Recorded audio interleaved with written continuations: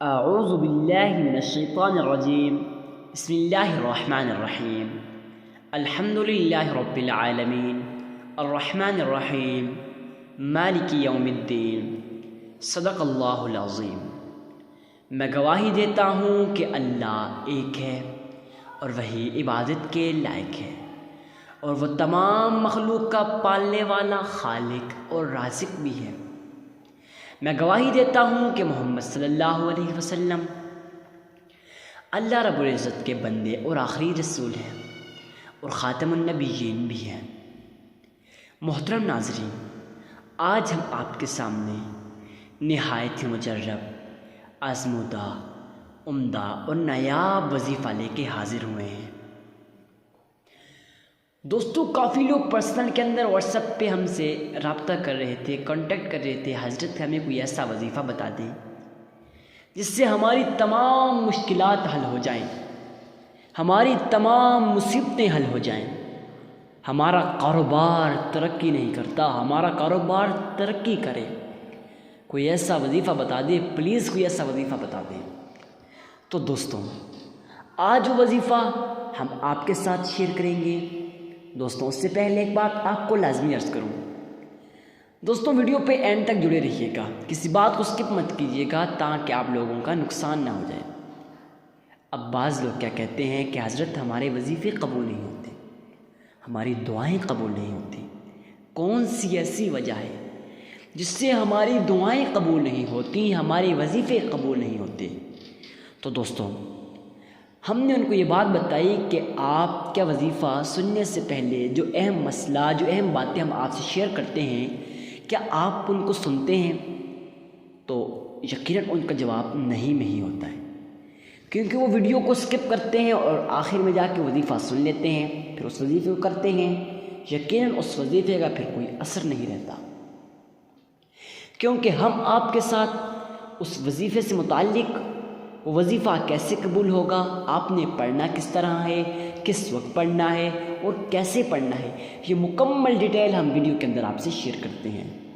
اب آپ نے ویڈیو کو آخر تک واچ کرنا ہے تاکہ آپ سے کوئی بات رہ نہ جائے۔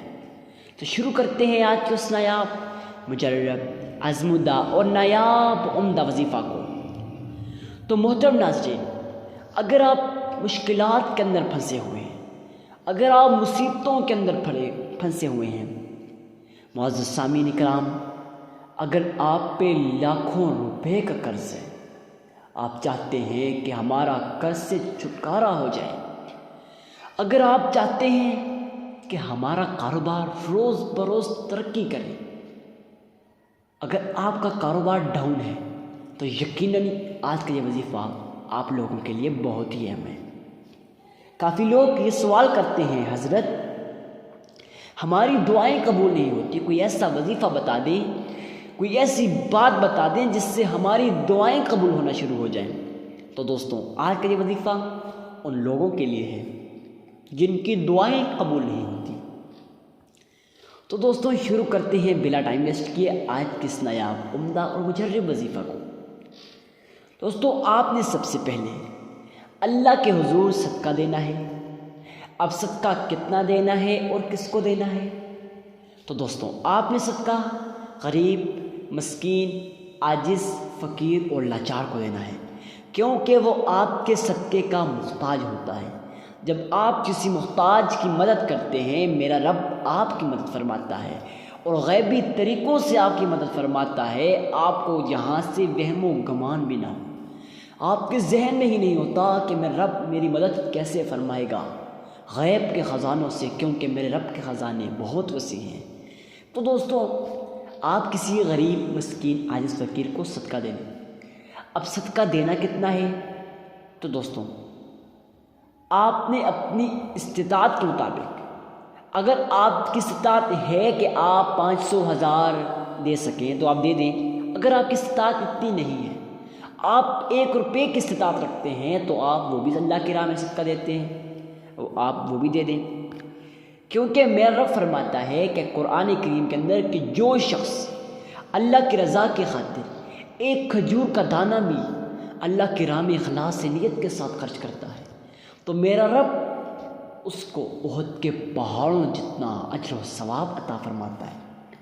اور جو شخص احد کے پہاڑوں جتنا سونا چاندی ریاکاری کی نسبت سے، دکھاوے کی نسبت سے میرے رب کی راہ میں خرچ کرتا ہے تو میرا رب اسے قبول نہیں فرماتا، بلکہ اسے دردناک عذاب کی خوشخبری سناتے ہیں، اور قیامت کے روز اسے دردناک عذاب دیا جائے گا۔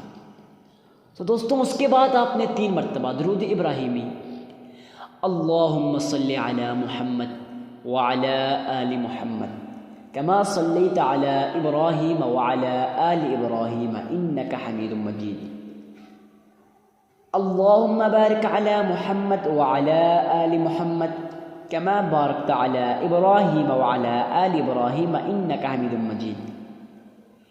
تو معزز سامعین کرام، جب آپ درود ابراہیمی پڑھ لیتے ہیں یا پھر صلی اللہ علیہ وآلہ وسلم، یہ بھی آپ پڑھ سکتے ہیں، جب آپ درود شریف پڑھ لیتے ہیں اس کے بعد میرے رب کا پیارا نام اسم اعظم یا لطیف 1313 مرتبہ آپ نے پڑھ لینا ہے، لیکن شرط اخلاص نیت ہے، بالکل خالصتاً اللہ کی رضا کے لیے۔ بعض لوگ سوال کرتے ہیں حضرت ہم اخلاص کے ساتھ بھی جب ہم وظیفہ کرتے ہیں وہ قبول نہیں ہوتا۔